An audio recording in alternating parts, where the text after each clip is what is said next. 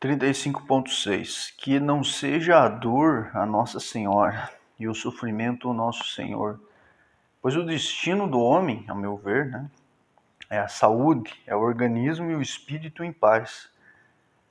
Ainda que em tal estado existam dores e guerras, que sejamos nós mesmos os nossos condutores, os que inspiram que outros caminhem, e que nossa saúde guarde a noção do que é dor e sofrimento e do que é ser Senhor sobre tudo. Para que isso fique claro que eu identifico um valor, uma importância na doença, né? Tô falando por mim, pela minha vida, pelo que passei. Encontro claridades, né? Em alguns momentos de sofrimento, tá? E encontro muita escuridão em momentos de muito prazer, por exemplo, né? E vejo muito dessa forma. Quando valorizo a doença, não quero dizer, de fato, né, que não devamos combatê-la, né? E tá aí, né, toda a técnica médica, todo esse avanço para nos auxiliar, sim, né? Não é esse o meu questionamento, isso tem que ficar muito claro. Quando eu questiono o valor dessa medicina excessiva, por exemplo, é no sentido... Desligou o computador. É no sentido de pensar a nossa desautorização, né? É nesse sentido. Até porque você veja, né, uma pausa aqui, quantas pessoas que adoeceram na pandemia por conta, por exemplo, da negligência de familiares que não autorizados a ser alguma coisa, buscaram excessivamente o prazer, festas e tudo mais, e trouxeram às vezes o vírus, né? Porque muitas vezes as pessoas que pegaram e faleceram eram às vezes pessoas idosas que não estavam saindo de casa, né? E esse vírus entrou muitas vezes pela porta da diversão, né? Então, é esse o meu questionamento, tá entendendo? Aí os médicos lá, que estão na linha de frente, todos marcados, sofrendo, os enfermeiros lá, com todo tipo de angústia, sendo sobrecarregados por causa da nossa diversão, você percebe? É isso que eu digo, a gente conseguiria ver a medicina com mais verdade se a gente fizesse essa pergunta sobre o senhorio da nossa vida. Até que ponto que sou senhor da minha vida? Se sou senhor da minha vida, da minha solidão, não faço esse tipo de coisa. Ah, mas eu posso pegar doença? Pode acontecer, você pode pegar no mercado, você pode pegar, né, saiu, precisou sair, foi trabalhar, né, acontece. Mas e quando a porta aberta é a porta da diversão? É a porta de quem não se autoriza, de quem não tem autoridade, domínio sobre si mesmo, não tem domínio, não consegue se controlar. A pessoa não tem poder sobre si mesma. Então ela tem que estar no meio de uma multidão, essa multidão protética. Ela tem que estar gozando, ela tem que estar numa praia entupida de gente, ela tem que estar numa festa, etc. Tal. Você percebe? A minha reflexão, bem compreendida, ela não é uma crítica ao médico, uma crítica à medicina, é uma análise do ser humano. Eu estou olhando para nós, eu estou olhando para quê? Para as nossas próteses excessivas, que nos fazem acreditar excessivamente no externo, tá? Percebe? Então, é nesse sentido que eu estou dizendo. Nós temos aí exemplos inúmeros de pessoas que não se controlam, não têm domínio sobre a própria vida, sobre a própria subjetividade, e que, não tendo esse domínio, precisam ser dominadas pelas alegrias, pelas festas, etc. E tal. E esse é um grande embate, né? Eu vejo assim a grande luta de profissionais da saúde que estão lutando contra não somente o coronavírus, por exemplo, mas contra a insanidade, né? Contra a estupidez humana. Fosse lutar apenas contra o vírus, eles não estariam tão arrebentados quanto estão, né? Mas não, tem que lutar contra o prazer. Veja que interessante. Não basta lutar contra a dor, tem que lutar contra as consequências do prazer, né? 36. Os médicos e demais profissionais da saúde que, cientes do valor da vida e do estado são, né, há muitos assim, também se referem à necessidade de gratidão à doença. Mostram que o valor da medicina pode ser outro e que ela não precisa e não deve mesmo ser valorada, olha bem, a partir das nossas fraquezas no modo de viver, mas que deve ser valorada a partir daquilo que pode e deve haver de mais forte em nós, que é a insubordinação à fraqueza e ao que a ela conduz. Percebe? Nós temos uma medicina que, via de regra, é valorada a partir das nossas fraquezas. Eu queria saber como que seria a medicina se ela fosse valorada a partir das nossas forças, se nós fôssemos mais fortes, uma espécie mais forte, menos adoecida, que menos adoece. Tá?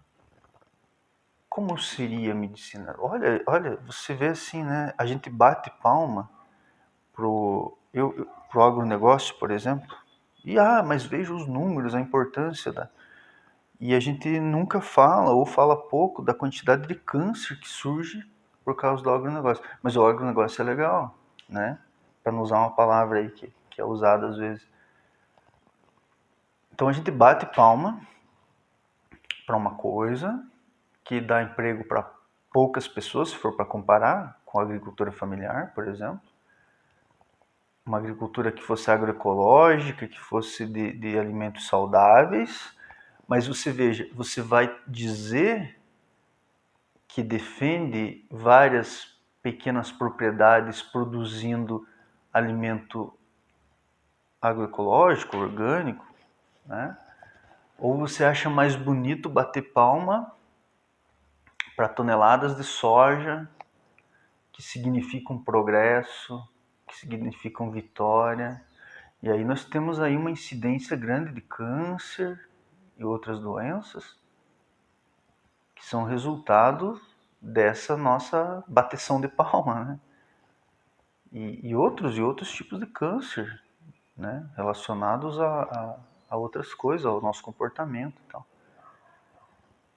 E outras doenças também, né? Porque, assim, nós temos aí uma incidência muito grande de doenças que advêm, nós sabemos disso, da nossa estruturação psíquica, que pipocam no corpo, né?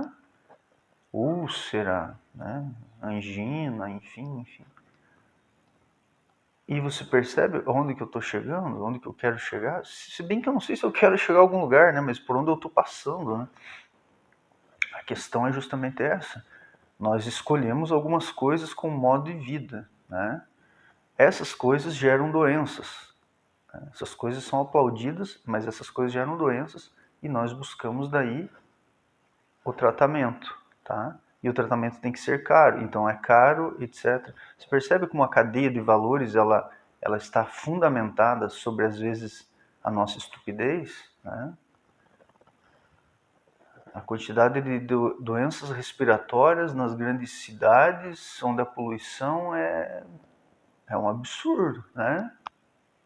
Mas é legal que todo mundo tenha seu carro, né?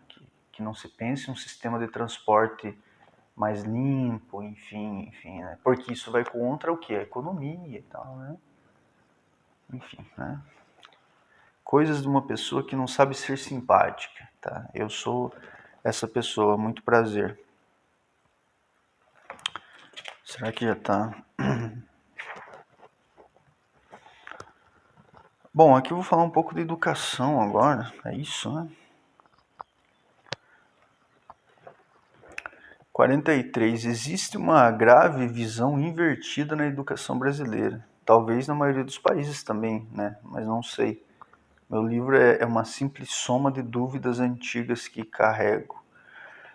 Ora, e em que tal visão invertida consiste? No fato de que valorizamos muito mais um professor universitário do que um professor das séries iniciais. Vamos lá?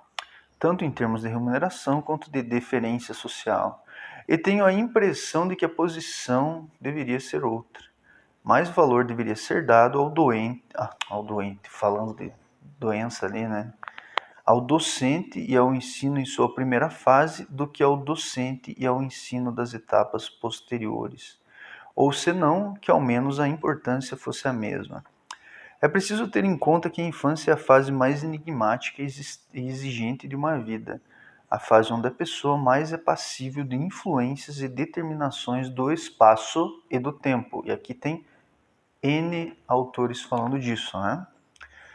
Se uma importância maior fosse dada à primeira fase da educação escolar, as fases seguintes passariam gradativamente a ficar por conta dos próprios estudantes. Se na infância fosse ensinada à pessoa a relevância de uma construção dentro de si mesma, de qualquer conhecimento que seja, ela por si passaria a dar prosseguimento a tal construção. Talvez agindo assim, em um futuro que depende de nós precisar onde se encontra, passássemos a ver a universidade como um lugar deveras opcional, que talvez se tornasse até mesmo, em alguns aspectos, mais técnico do que teórico, pois há cursos que demandam maior influência dos professores, né, devido também à experiência prática dos mesmos, etc. Mas em um sistema superior de ensino, o aluno não receberia do professor aquilo que pode receber de si mesmo. Tá? E muito mais que isso, aquilo que pode dar a si mesmo. Não se pode precisar com contornos claros como seriam os aprendizados se seguíssemos um caminho como este de inversão, ou ao menos de uma aproximação. É evidente que, com uma valorização advinda de um maior entendimento do que seja um ensino na primeira infância, questões como a da saúde e da justiça estariam mais presentes. E isso de tal modo que várias atividades e vários cursos universitários seriam valorados de outra maneira. Enquanto valoramos mais o que vem de fora do que a capacidade da criança de, ora, ironia, criar, continuamos nos tornando homens e mulheres com nosso valor depositado fora de nós. Olha a gravidade de se ensinar uma criança, né? Caberia saber, contudo, a quem interessaria um ensino assim. É evidente que para aqueles que veem na fraqueza humana suas possibilidades maiores de lucro, esta não seria uma proposta sedutora, mas deveríamos, talvez com maior urgência do que supomos, pensar em um novo estudante e vê-lo como meta, mas não no horizonte distante e inalcançável, e sim dentro de nós. Deveríamos, creio, dar início a esta inversão no olhar, e ela se refere à possibilidade de se ensinar as pessoas, desde a infância, a se tornarem seus próprios mestres. Talvez a humanidade futura seja assim. Mas tire-se disto qualquer cheiro utópico. E também não se fala aqui de métodos, de sistemas interpretativos do cérebro da criança. Eu não vou entrar nesse assunto, eu sei a importância, tá? Fala-se do ser como um todo, da construção que surge de dentro de um ser integral, inteiro, né? Que é sugerida por mestres preparados e é continuada por alunos que aceitam. E mais que isso, que dão a sugestão. Veja bem, eu estou falando assim, ó. Tá, a educação. A grosso modo, assim, a educação... Eu vou falar mais da educação brasileira, né? Acredito que em muitos países isso é parecido. Mas a educação infantil, ela não é uma educação que pensa de fato a criança. E não importa, às vezes nem as escolas particulares conseguem fazer esse tipo de raciocínio. Pelo contrário, às vezes elas pioram, porque elas têm tanta ênfase numa preparação lá para o mercado, lá na frente, que elas não veem a criança como um ser inteiro, né? E veja bem, hoje nós temos o estudante numa necessidade tão grande de ser ensinado, em vez de se ensinar, que isso é só uma continuação de tudo que a gente está falando, que eu estou falando sobre o externo, né? Uma coisa é o ensinamento de um professor, ensinamento às vezes técnico, né? Você vai se tornar cirurgião, você está aprendendo com o teu professor que tem 30 anos de cirurgia. Meu Deus, esse aprendizado é essencial. Mas quanto da teoria, por exemplo, você poderia ter aprendido com você, tá? Mas por que nós não aprendemos? Por que é tão difícil pensar? Por que é tão difícil aprender, sabe? Por que tem um peso tão grande no ensino universitário, quando muitas vezes o que se ensina, eu não estou aqui rebaixando nada, eu estou tentando fazer com que a gente se eleve. Quando o que se ensina poderia e talvez devesse ter sido aprendido pelo próprio estudante. Se na infância entendêssemos um pouco mais o que é a criança, né? Se pensássemos mais a respeito desse crescimento da criança, de que maneira que ela pode aprender a se autorizar, a ser senhora de si, a se controlar, tá? A se direcionar. Então, se ela vai escolher uma área, qual seja, ela vai indo pelo gosto dela, pela satisfação do aprendizado, se tornando sua própria mestra, né? Ela vai aprendendo, então ela já tem uma tendência. A criança tem uma tendência de que gostaria de seguir tal profissão. Mas aí vem o pai, né, o grande pai, né? E diz que não, que essa profissão não dá lucro, não dá status, enfim. E aí a criança é levada para um curso universitário, porque ela continua criança, né? Não tô enfim, errando a palavra. Ela vai fazer um curso universitário e ela precisa excessivamente ser cuidada, ser ensinada, tá? No Brasil, inclusive, a palavra universitário, hoje, ela significa arruaceiro, festeiro, né? Há algumas décadas aí, a palavra universitário significava aquele que estava lutando por alguma causa, né? Aquele que pensava a sociedade. Existia um respeito, ao meu ver, na palavra universitário, né? Hoje você tem forró universitário, sertanejo universitário, né?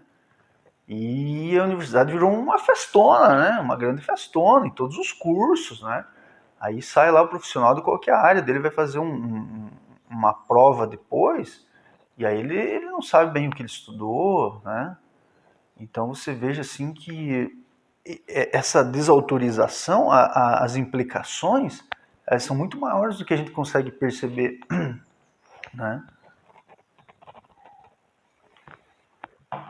Como nós não temos um modo de pensar a vida olhando para dentro e buscando nos ensinarmos, sermos nossos mestres, nossos condutores, nós precisamos de condutores externos. Então a gente vai fazer um curso, a gente precisa que o professor diga qual livro que você tem que ler, né? E sem falar que quanta gente que conclui a universidade sem ter lido, olha, as principais obras que deveria ter lido. É uma coisa assim de você pensar o tipo de profissional que sai, né? Falando principalmente no Brasil, né? Muitas vezes. Era tanta festa, era tanta preocupação em ser feliz e tal, e todos os cursos, né? Me diga um curso que não tenha essa perspectiva, que lá na saída você encontra pessoas que não vão continuar se conduzindo. Porque eu vou falar mais para frente, né? Talvez eu não fale aqui. Elas não sabem se conduzir. Então ela termina, ela vai ser um profissional, tudo. Um profissional que muitas vezes não aprende mais, né? Que eventualmente vai ter que ler um artigo, uma publicação nova, porque às vezes até uma exigência ali de um caso ou do lugar onde está trabalhando e tal, mas que não tem isso como seu, como algo seu, que faça parte de quem é. E sem falar na questão de que a pessoa só sabe daquilo que ela estudou, né? A ideia de ser especialista não é que eu estou dizendo, mas daí se o cara souber demais ele não vai saber resolver. Não, é que você pode saber um pouco de outras coisas também, sabe? Você pode entender um pouco de outras questões, não só da tua área, tá? Acho que nós precisamos mais desses conhecimentos ampliados, justamente para que a gente não se torne tão reduzido quanto tem sido, né?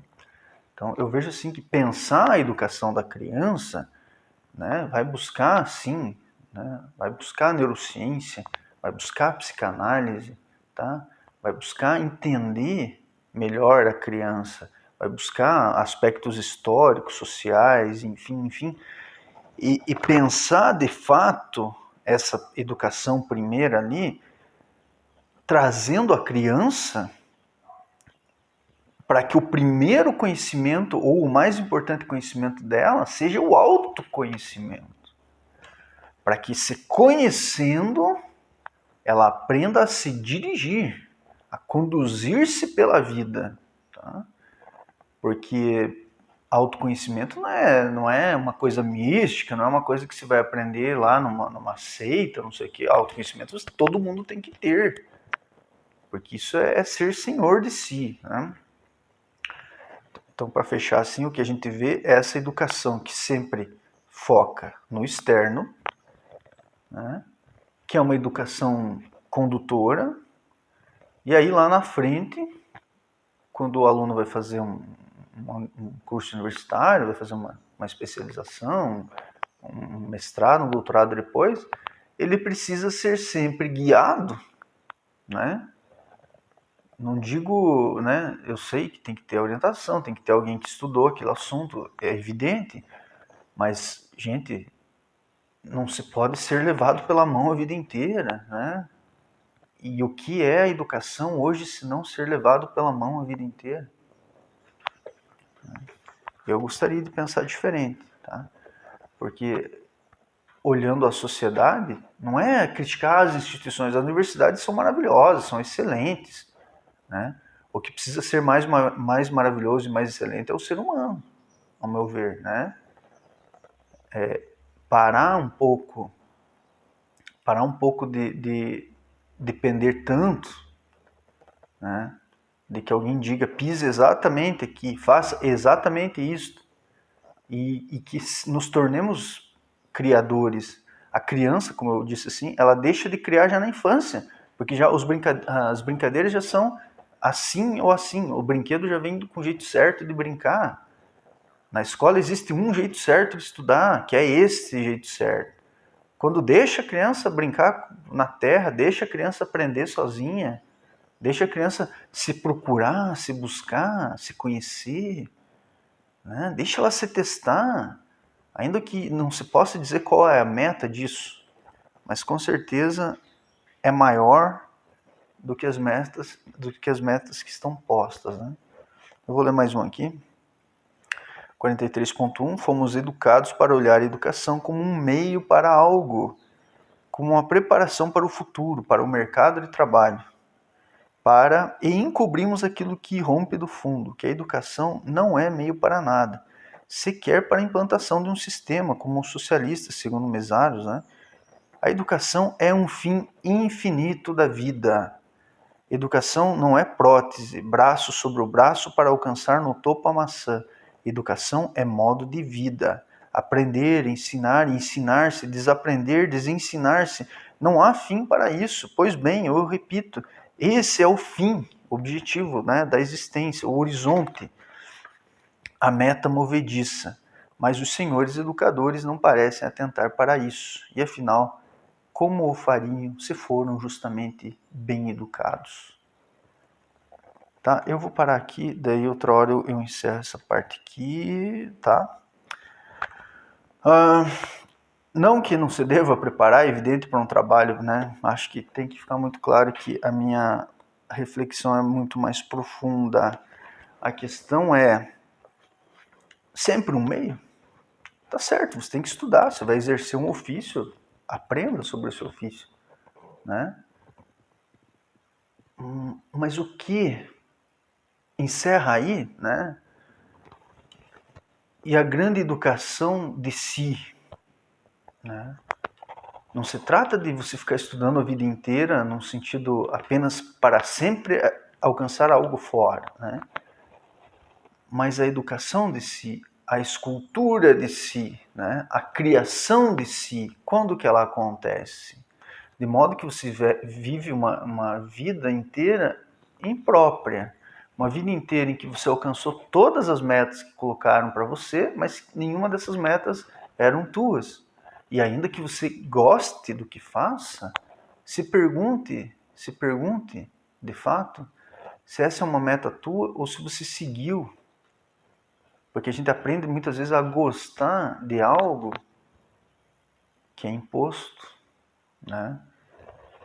O que eu estou questionando aqui, veja bem, não é aquela outra profissão, enfim. O meu questionamento, o meu aprofundamento é por que as nossas buscas são sempre buscas por aumento e por que, se eu estou errado, se são buscas por aumento, por que nos temos apresentado como uma espécie fracassada, doente, infeliz, embora a felicidade seja o que mais você veja por aí, né? Mas uma espécie infeliz, uma espécie desprazerosa, embora o prazer seja a coisa mais vendida, né? Talvez justamente seja mais vendida porque falta tanto prazer de viver, né? Então eu quero refletir mais a respeito da educação e veja como eu faço as coisas girarem nessa espiral assim, justamente para mostrar que por um excessivo olhar externo, na busca por um crescimento externo, as perdas são contínuas e o que fica muito evidente é que nós vemos um mundo destroçado, um mundo assim onde há tantas metas a serem atingidas e a educação é um caminho para se chegar a essas metas, mas nunca a meta é o crescimento do homem, é o crescimento humano, né? Porque um homem maior, ele consegue ver as coisas de um ângulo maior, mais alto, e ele faz com que diminuam as coisas sem importância. Tá? Então, a crítica é quando que vamos aprender a nos olhar desde a nossa infância como seres mais inteiros do que somos vistos. Tá? Quando que vamos nos ver, quando que vamos ver aos outros como seres muito maiores do que esses seres reduzidos que nos tornamos, esses seres excessivamente voltados para as conquistas de fora, né? Esse ser que adoecido vai prosseguindo essa tradição de doença, né? Essa tradição de medo. Enfim, né? É para se questionar a que tem servido a educação. Não estou aqui dizendo tem que ser assim, tem que ser assim. A educação, se ela não for uma formação humana, que inclui sim a profissão como atividade humana, mas não só. Se a educação não for vista como uma formação humana, e educação em todos os sentidos, educação dentro de casa, na escola, em todos os lugares, se ela não for vista assim, nós vamos continuar nesse percurso de fusão com as coisas e distanciamento ou aniquilamento de nós mesmos. Isso é muito claro.